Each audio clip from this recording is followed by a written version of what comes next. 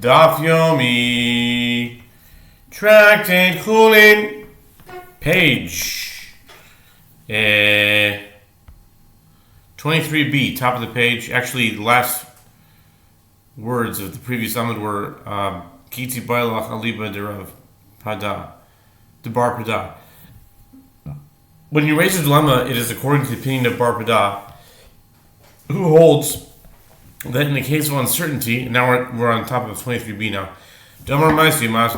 he says that one who sacrifices a polgus brings the meal offering and the libation of a ram and stipulates if it is a ram, this is its meal offering and libation, and if it is a lamb whose meal offering and libation are less than that of a ram, then the remainder will be a gift offering. Masne Bivria lo masne or Dilma Bivria nami masni diamar Ibria hava leve kule lava teku. The dilemma is, do we say that he stipulates only if it is a ram or if it is a lamb, but he does not stipulate the possibility that it is an entity in and of itself, as Bar Pada does not accept such a possibility? If so, Bar Pada holds that one who vowed to bring a ram or a lamb can fulfill his obligation by bringing a polgus and stipulating accordingly. Or perhaps Bar Pada holds that he also stipulates the possibility that it is an entity in and of itself, and in that case he says, if it is an entity, let the entire libation be a gift offering. According to that possibility, even according to Bar Pada, if one vowed to bring a ram or a lamb and brought a polgus, due to the uncertainty, he does not fulfill his obligation. The Gemara concludes, Teku, the dilemma shall stand unresolved. Okay. One moment. Here. Okay, where were we? After the Teku, right? Okay, Boy Rav Zera. Boy Rabbi Zera, Oy ben Lach Metoida min Chametz ben Matzah Vehevi Siur Maho. The concept of an entity in and of itself is mentioned with regard to a thanks offering, with which one must bring 20/10 of an ephah for the accompanying loaves, 10/10 of an ephah for matzah, and 10 for leavened bread. Rabbi Zera raises a dilemma. With regard to one who says, it is incumbent upon me to bring loaves of a thanks offering of leavened bread or of matzah, and he brought leavening dough, what's the halacha? Shiur deman, Isiur Rabbi Meir, Rabbi Yehuda Matzah Ma'azi. The Gemara asks, Siur according to whose opinion? If the reference is to the Siur of his leavening for bread. Siur Rabbi Meir, who says that it is dough at the stage when its surface pales. According to Rabbi Yehuda, it is not leavened bread at all.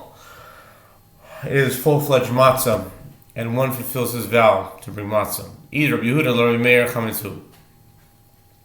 If the reference is to the siur of Rabbi Yehuda, who says that it is dough at the stage when it has cracks that look like the antennae of locusts, and it is in accordance with the opinion of Rabbi Meir holds that is full-fledged leavened bread, and one fulfills his vow to bring leavened bread.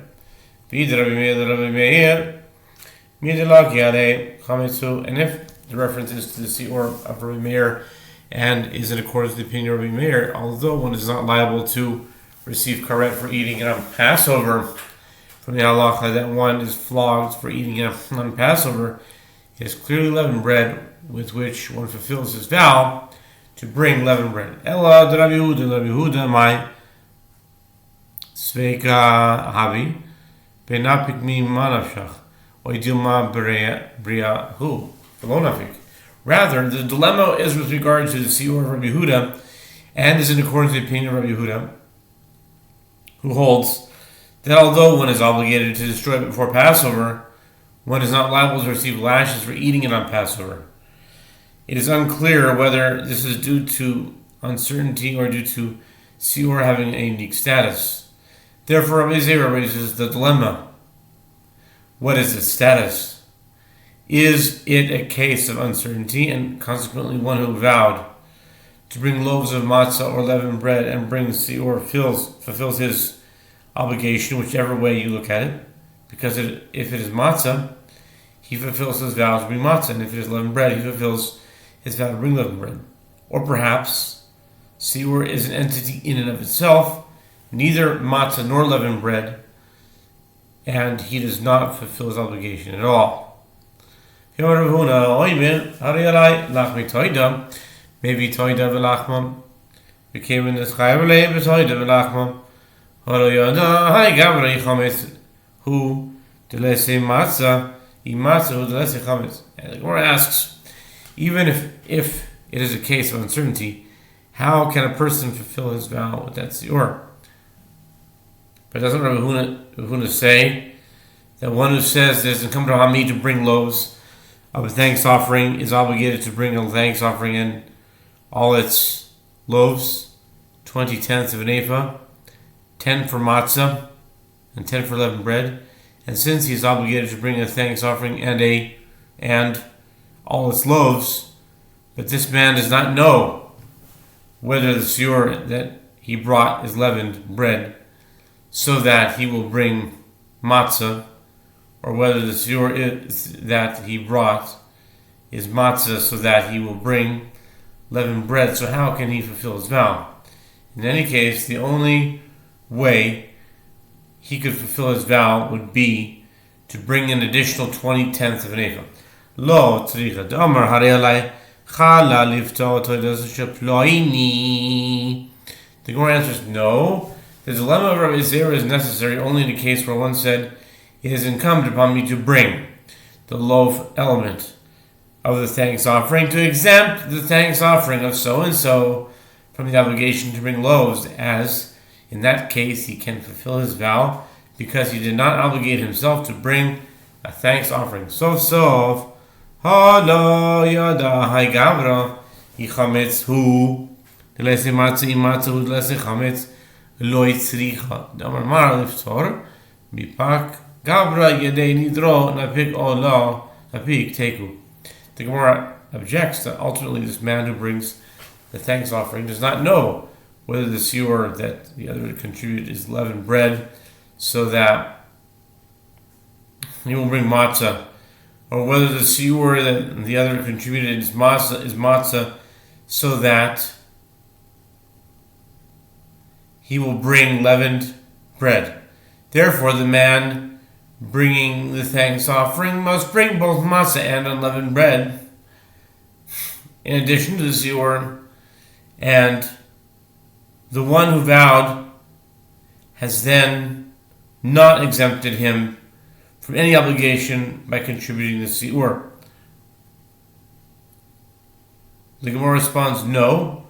The dilemma of Rabbi Zera is necessary only in the case where he said, it is incumbent upon me to bring loaves of leavened bread or matzah for the thanks offering of so-and-so, but did not say to exempt his thanks offering. In that case, he is not obligated to fulfill the other's obligation. And the dilemma is, does the man fulfill his vow by bringing the loaves of siur, or does he not fulfill his vow? The Gemara concludes, the dilemma shall stand the result. Nu Mishnah. The Mishnah says, Kasher b'para pasul me'egla. Kasher me'egla pasul b'para. That's the whole Mishnah. Just 2, 4, 6, 8 words. That's the whole Mishnah. Kasher b'para pasul me'egla. Kasher me'egla pasul b'para. Mishnah says that which is fit in a red heifer is unfit in a heifer whose neck is broken. That which is fit in a heifer whose neck is broken, in the egla rufa, is unfit in the red heifer. So the Talmud says, Tan Rabbanan, Para b'shchita k'sheira be'arifa, Pesula egla be'arifa k'sheira b'shchita pesula. Nimtza, or nimtzeis. Kasher b'para, Pasal be'egla, kasher be'egla, pasal b'para. The sages taught in a Braita an explanation of the Mishnah. With regards to a heifer with slaughter, it is fit. With breaking the neck, it is unfit. With regard to the heifer whose neck is broken, with breaking the neck, it is fit. With slaughter, it is unfit. Consequently, that which is fit in a red heifer is unfit in a heifer whose neck is broken. That which is fit in a heifer whose neck is broken is unfit in a red heifer. The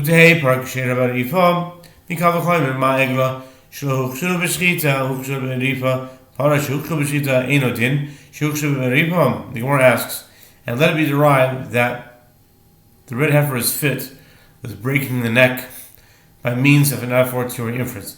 If a heifer whose neck is broken, which is not rendered fit with slaughter, is rendered fit with breaking the neck, then with regard to a red heifer which is rendered fit with regard to slaughter, isn't it logical that it is rendered fit with breaking the neck? Alright, that's the Amud.